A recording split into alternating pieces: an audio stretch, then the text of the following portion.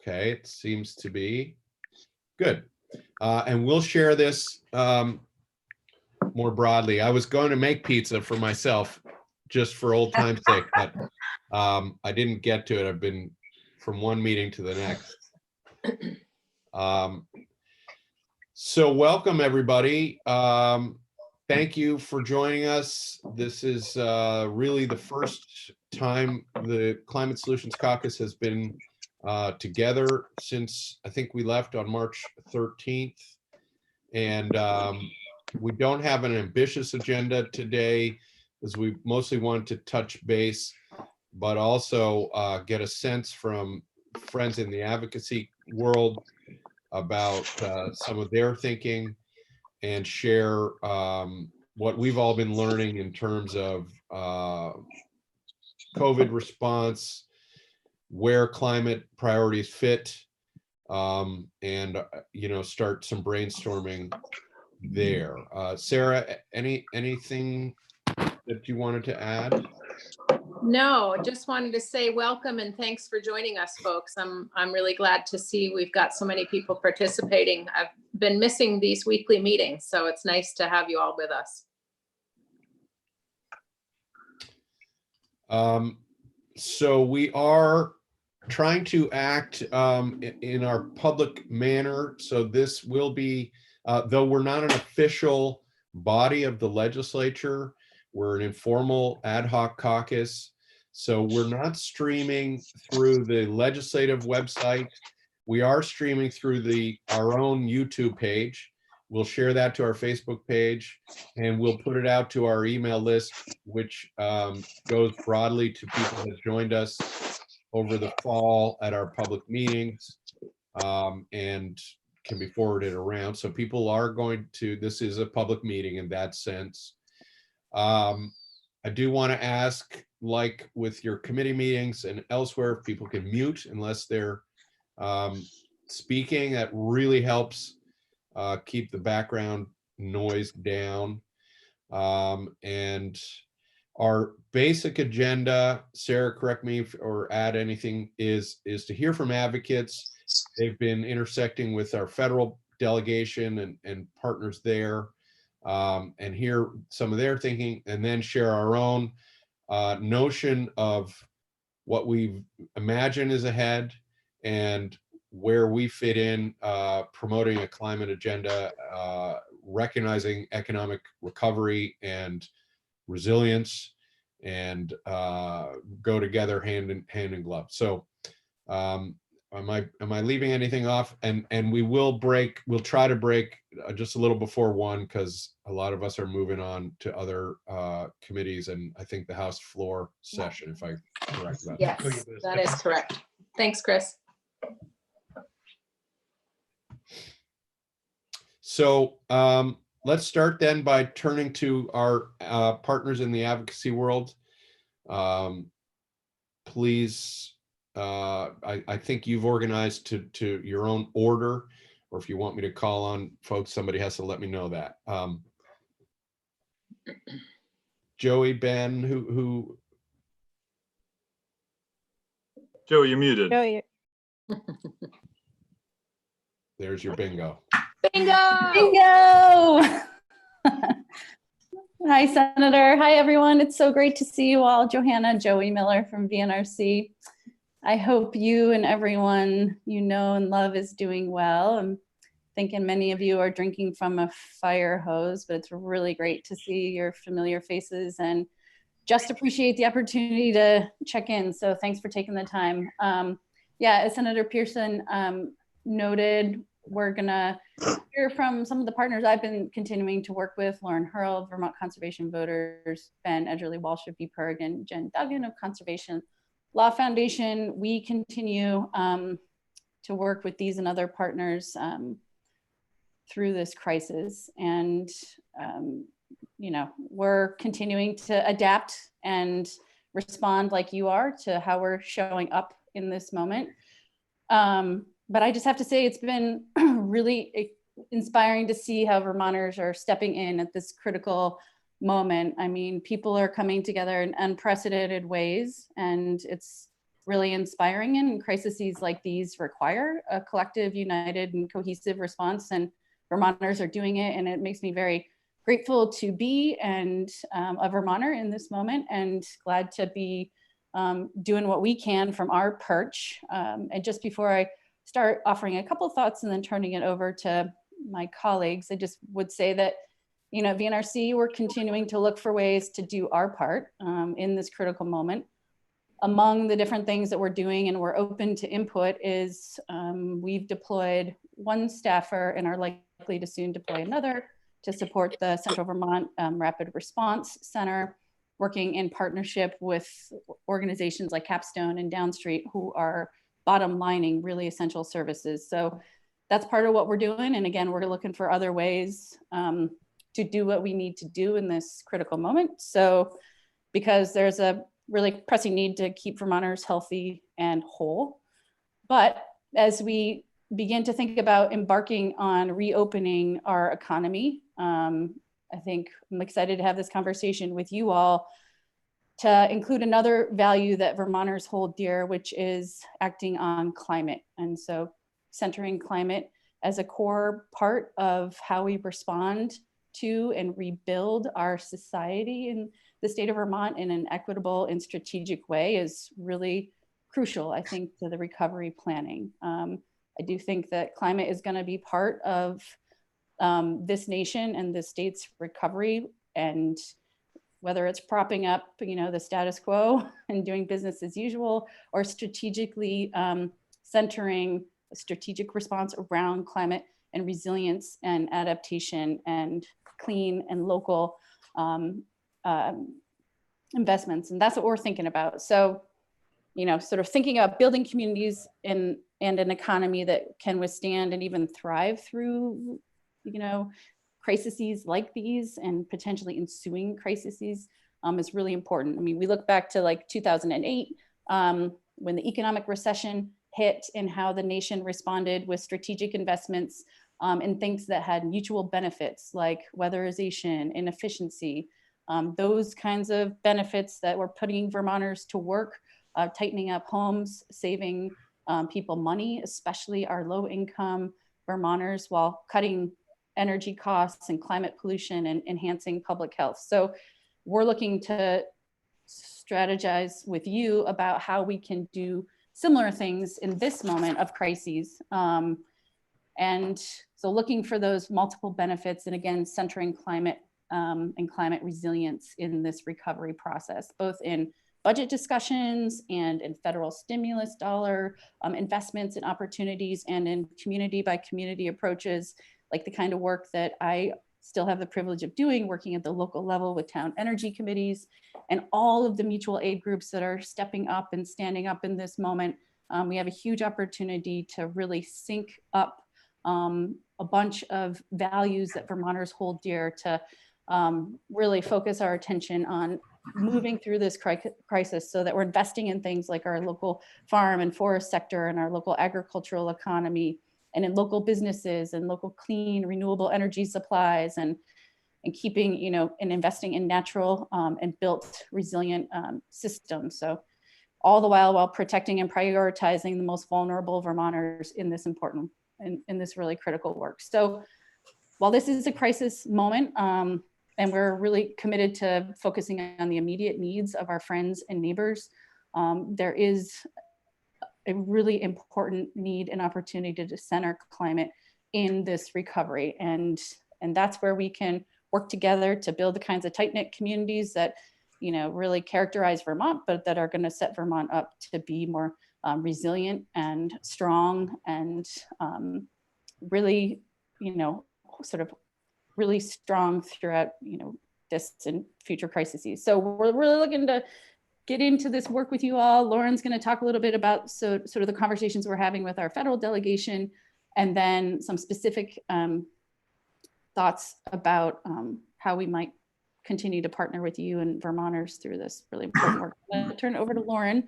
I'm going to mute myself, and I'm just going to say I'm really looking forward to continuing this conversation with you all and with Vermonters, and thinking about how we strategically pivot out of this crisis and into a more resilient Vermont. Thanks. Thanks, Joey. Mari, did you have something quick? Yeah, we've got a couple people in the waiting room, and I would like to let them in. I'm not sure they're seeing my message to them to identify themselves. Go ahead and let them in, and then All right, they're in. Go ahead.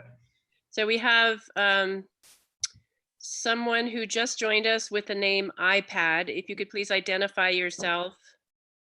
And then we have someone else named Garvey, I think. Ron McGarvey from Interfaith Power and Light. Okay. This is Dick McCormick, who I got shut out of the meeting and I've just come back in. Okay. Great. And I was getting instruction on how to change my name. And All right. So someone's going to but rename the instructions McCormick. were not consistent. with There what it was on goes. the Good. All right. Great. I think Lauren, thank you everybody for your patience while we all sort through this. Let's turn it over to Lauren. Thank you. Yeah, thanks. Can you hear me okay? Great. So nice to see you all. Again, I'm Lauren Hurl with Vermont Conservation Voters. And, you know, we've really been spending a lot of time thinking about how we can and really have to respond, rebuild, and recover from this crisis in a way that puts people to work, spurs our economy, protects the most marginalized Vermonters, but also making us more resilient and addressing the ongoing threat of the climate crisis. And we know that to do that, it's going to take both federal and state commitments and investments. And, you know, we know on the converse side, if we're not thoughtful and strategic about how we rebuild, inequities and challenges like the climate crisis will probably just get exacerbated. So one area of focus from our organizations in recent weeks has been working to compile ideas and input to share with Vermont's federal congressional delegation on specific ideas for the types of programmatic and infrastructure investments that could help achieve these simultaneous goals. So last week, 11 environmental organizations sent a letter to our senators and congressmen outlining a range of ideas of the types of federal investments and programs that we know can work to put people to work, help our communities, and address the climate crisis. So we lifted up things like, for example, spurring investments and increasing investments in the low-income weatherization program that ramped up in the 2009 era stimulus package. And we know that, you know, we saw that program create good paying jobs, build more energy efficiency, and save some of our most vulnerable families on their monthly energy bills. So we're looking for those kinds of win-win-win opportunities of where the federal government can get to work for us. So our understanding, we've been in a lot of conversations with our federal delegation staff. So likely this kind of investment, as I'm sure you all know, is going to be part of an infrastructure package coming in the coming months. What's been interesting is knowing that the timing of that, well, it's unknown. They, at least in Senator Leahy's office, they made clear that those negotiations are already happening. So we really need to be in the mix now with our ideas on the kinds of investments that we think can really help Vermont rebuild and recover from this. So we're going to continue working to develop and refine our ideas. We'd love to get any ideas that you all might have. So please reach out to us, and we're happy to share the letter that we sent and the ongoing work that we're doing to kind of refine and develop those recommendations to the federal delegation. But, you know, would love to hear from you all as well. And, you know, ultimately, we know federal investments are going to be a critical part of how we can successfully rebuild and recover. And we're also going to need that state commitment and those state investments. So look forward to working with you all on, you know, how we're building our economy in a way that's climate responsive and making us more resilient to this current threat we're facing and to future threats that we know. So nice to see you all. Thanks. I'll turn it over to Ben now. Thanks, Lauren. So I wanted to just start by reiterating something that Joey said when she was speaking, which is all of our organizations are, as much as we're able to, working to shift gears to directly address the immediate crisis that we're in. VPIRG has also sent a staffer to the emergency response center that Capstone's helping coordinate, and we're also trying to keep our eye on the longer term ball of all of the crises that we were working on prior to the middle of March. So let me shift gears and talk about that.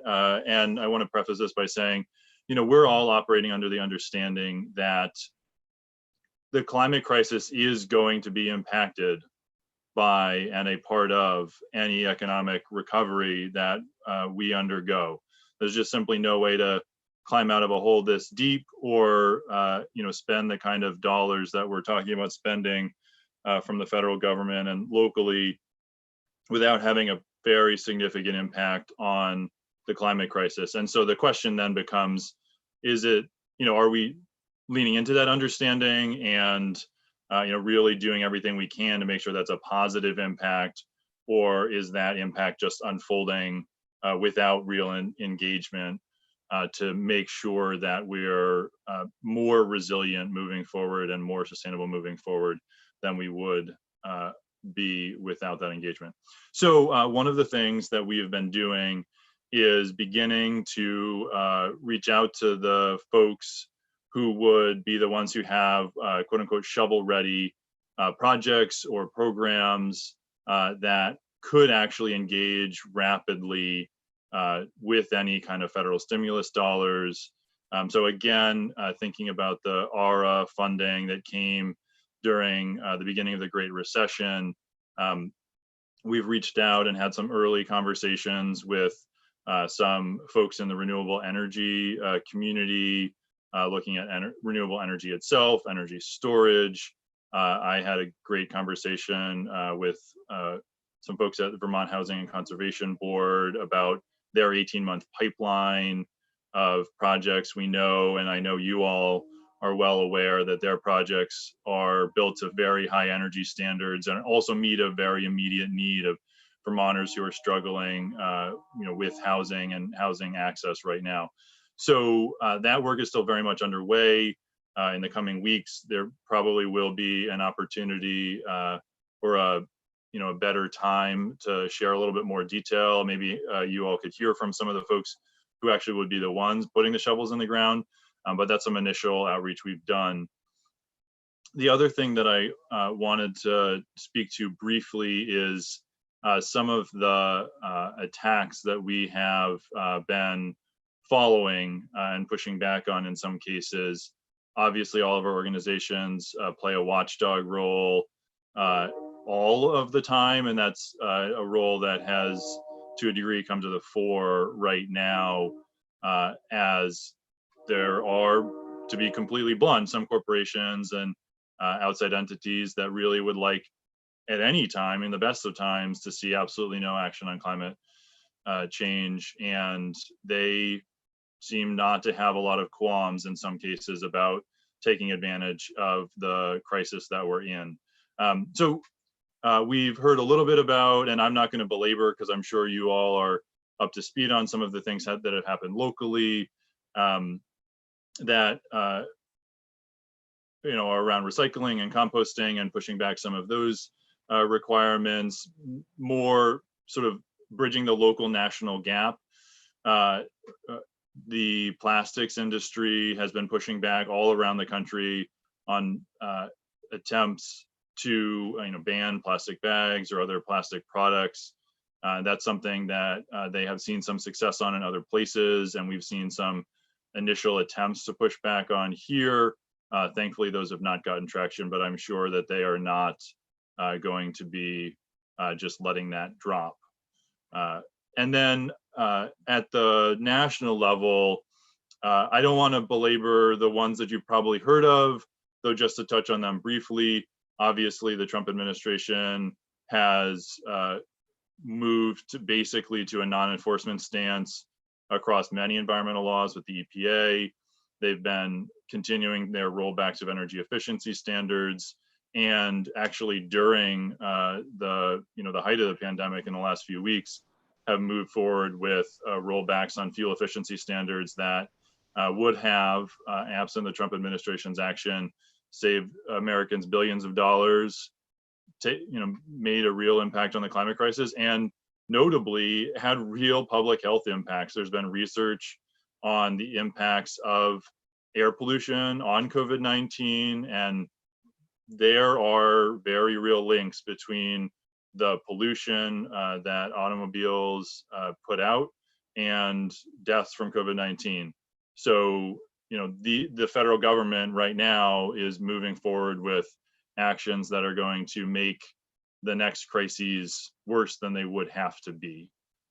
So we are certainly engaging in the ways that we can on those. And then the last one I want to mention before turning it over to Jen from CLF, that really just started hitting the news in the last 24 hours or so, and we're still getting up to speed on, is a push by organization actually based here in New England, in New Hampshire, called the New England Ratepayers Association. It's got a great name, but an entirely anonymous membership, and one that seems to be comprised of large corporations, although again, it's anonymous. So that's just the best sleuthing that some other organizations have done.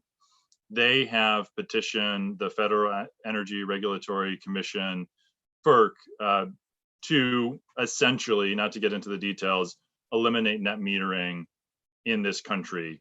And that would obviously include the successful solar industry we have here in Vermont. So we are looking into, you know, how we can engage as individual organizations, if there's anything the state can do to engage.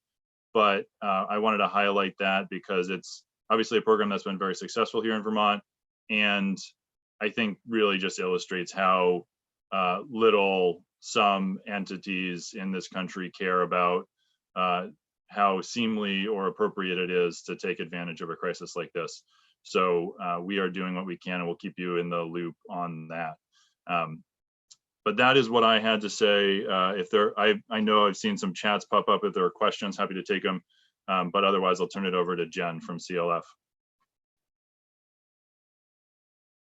Thanks, Joey and Lauren and Ben, for that great summary of some of the work that we have been focused on. And thank you all today for everything that you're doing during this crisis, and just for taking the time today. I know that everybody is incredibly busy. I just want to echo what my colleagues have said and really underscore that our focus right now is making sure that Vermont communities come out stronger on the other side of this crisis. And that means investing in our communities as we're moving into a rebuild phase. And it means a recovery that is focused on building healthier, safer, climate smart communities. You know, I don't have to tell you all that these types of investments in climate and climate resilience put people back to work. They protect public health, and they're going to set us up to be able to address future challenges. And one of the things that I've been really thinking about over the past month is that this pandemic is really dramatically shifting our mindset and behaviors in really interesting ways. And it's demonstrated in really stark relief for folks, and in some cases for the first time for people, that we are intricately connected to the global community, and that actions that are taken across the world impact us. And at the same time, we are absolutely dependent on our local communities. And those are really important lessons that we can build on to meet the climate crisis challenge and other future challenges. And so I think that there's a real moment in time to build on these shifting mindsets that folks are, that we are experiencing collectively. And as Lauren noted, conversations about how we recover and how we rebuild our economies, they are happening right now, whether we're at the table or not. And we have really important choices to make in this moment. We can either double down on the status quo, or we can build a better, stronger Vermont and really shape what that looks like and what that means.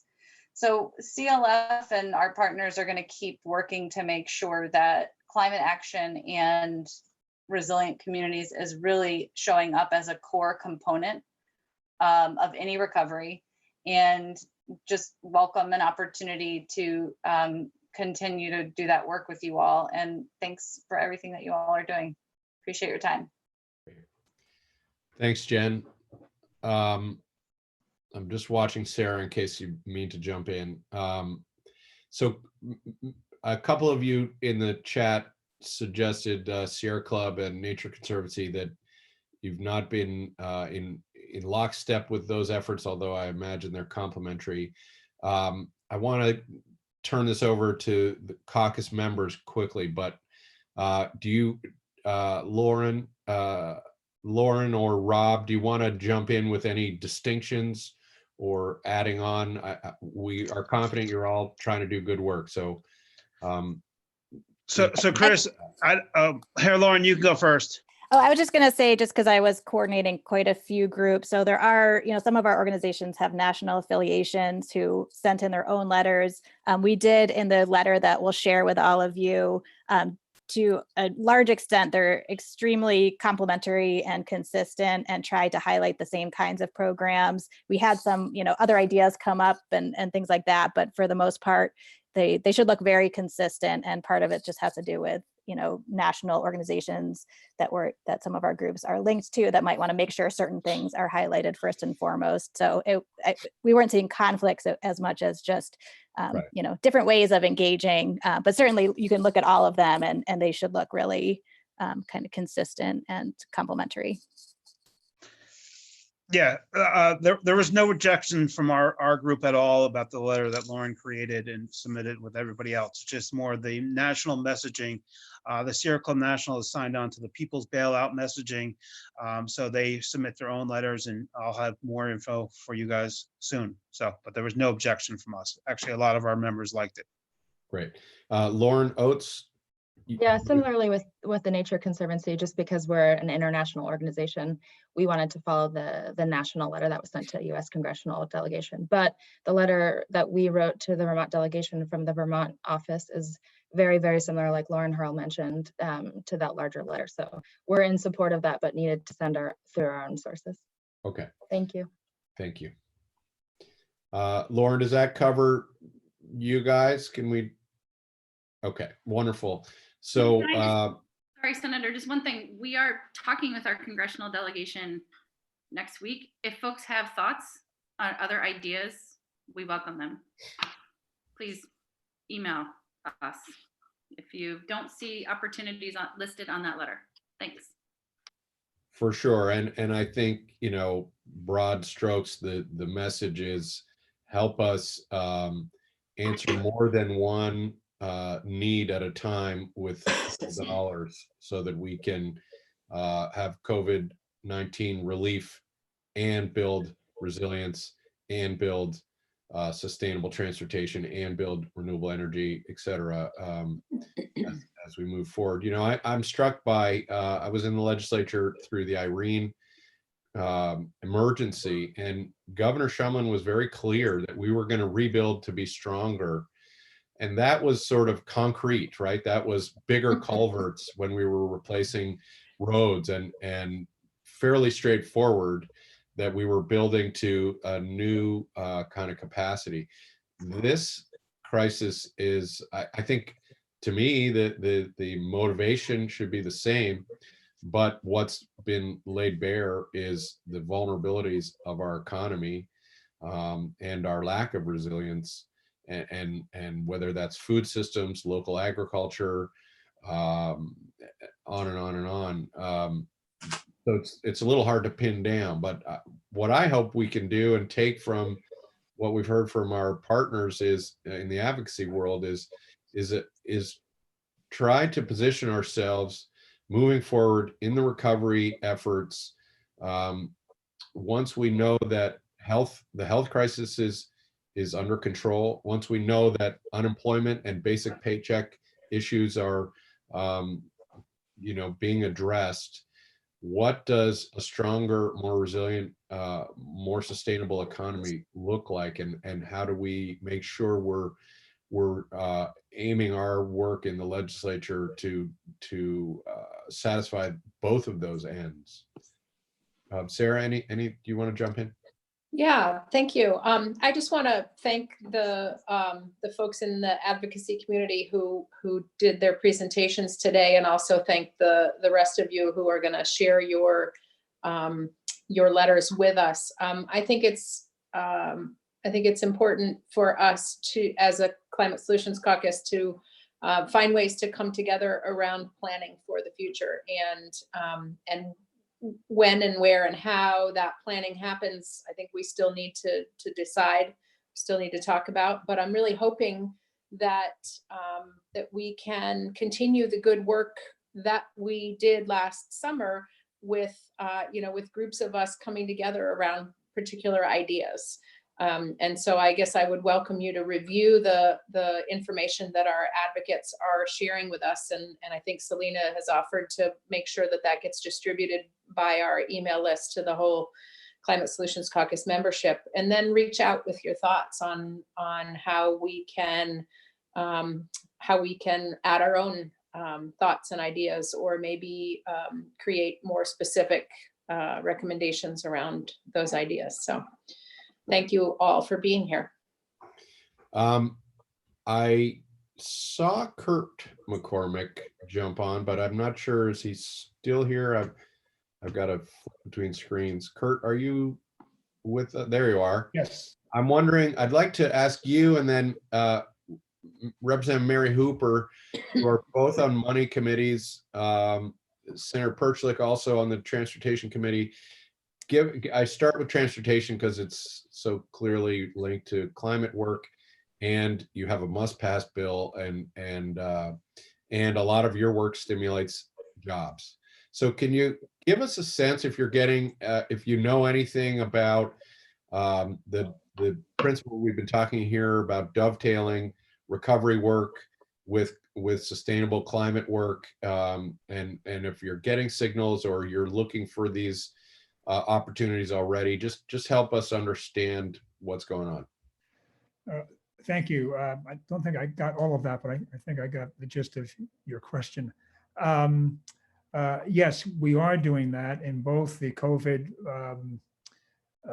CARES Act money, and then also the future stimulus money that may come down from the federal government. And I take it that's what you were talking about when I first tuned in. And I look forward to seeing those letters myself, and then stealing from them and writing similar ones. So the big piece of money that transportation's getting right away is $21 million. That's just for transit. And the Agency of Transportation tells us that they're going to need most of that money for revenue losses and other costs that are attributable to COVID-19. So I can't help but think that that's somewhat exaggerated. It's a tremendous amount of money. I mean, the whole budget for transit is only about $39 million, say 40. So we're talking about more than half the budget. And the main thing that transit has lost is fares, because all transit is fare free now during this emergency.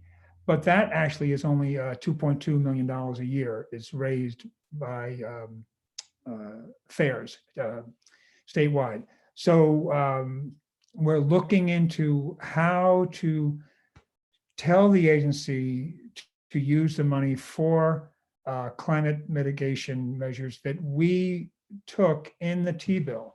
The T-bill, if people don't know, transportation bill is has passed our committee. It was passed on that day, which was actually Friday the 13th, March Friday the 13th, when we were all in the State House last.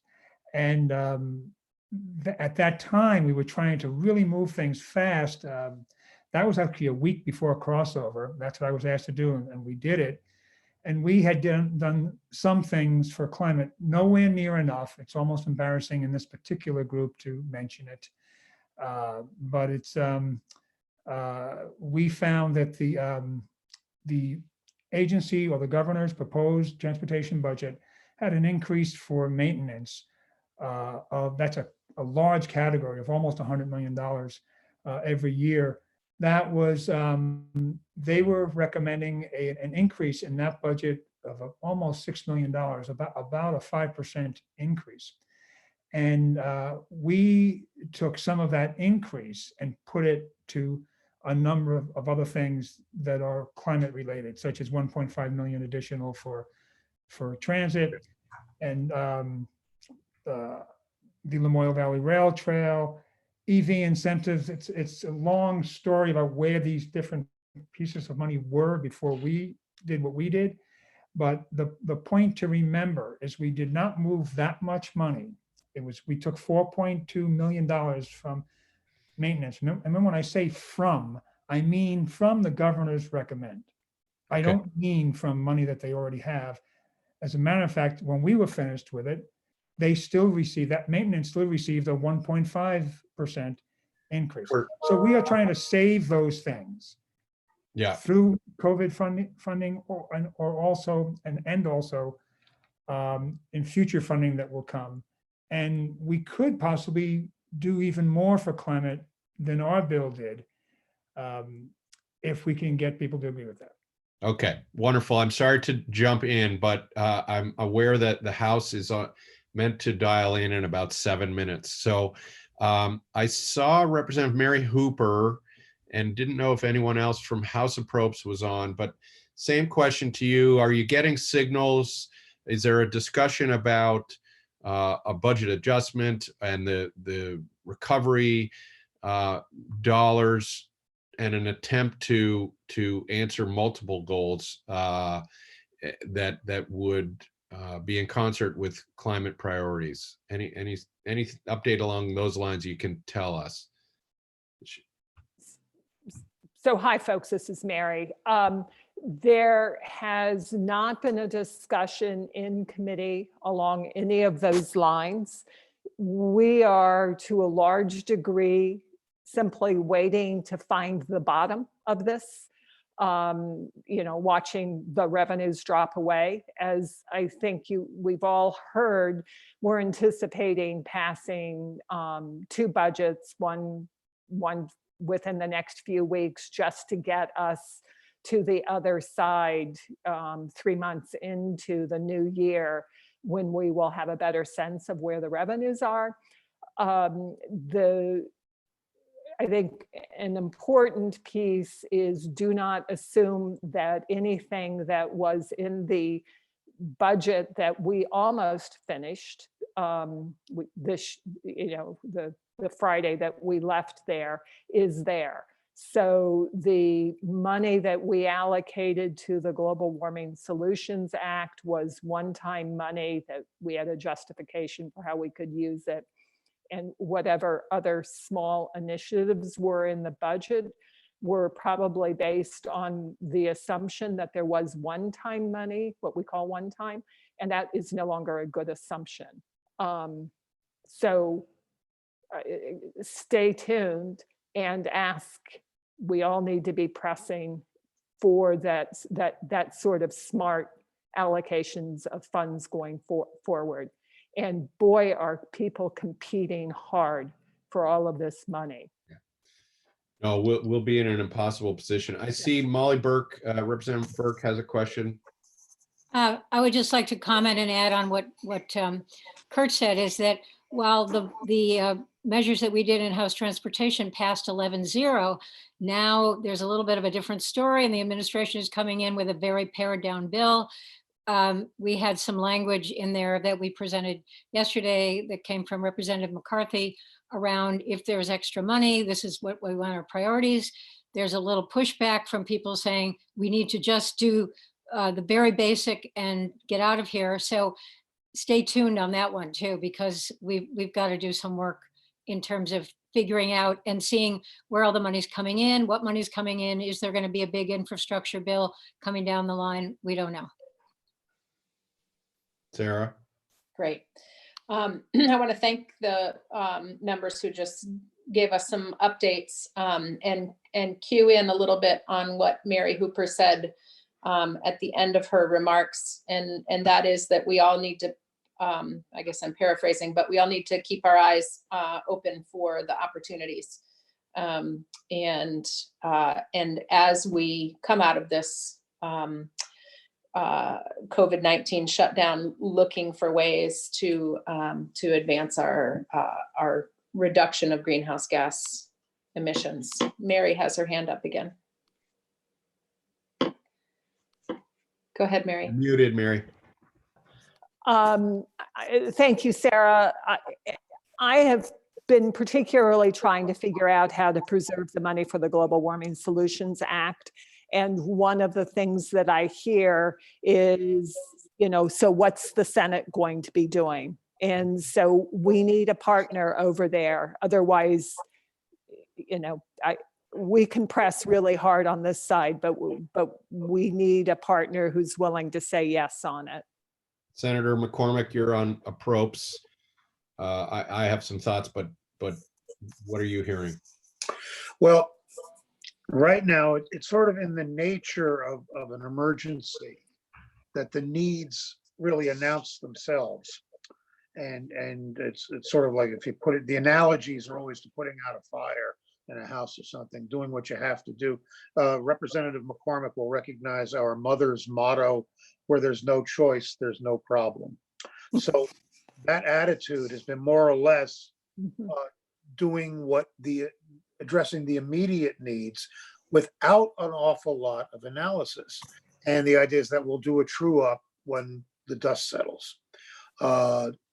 I agree. I think that both the Senate and the House are looking at another budget adjustment act for the 2020 fiscal year, and then getting into FY21. We don't know yet what we're going to be dealing with. So the Senate approach has been meeting ad hoc on particular issues where there has to be a fiscal position taken. But we have not been.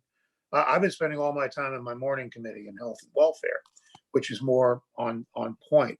So the other thing is, I can't speak for the other members about global warming per se.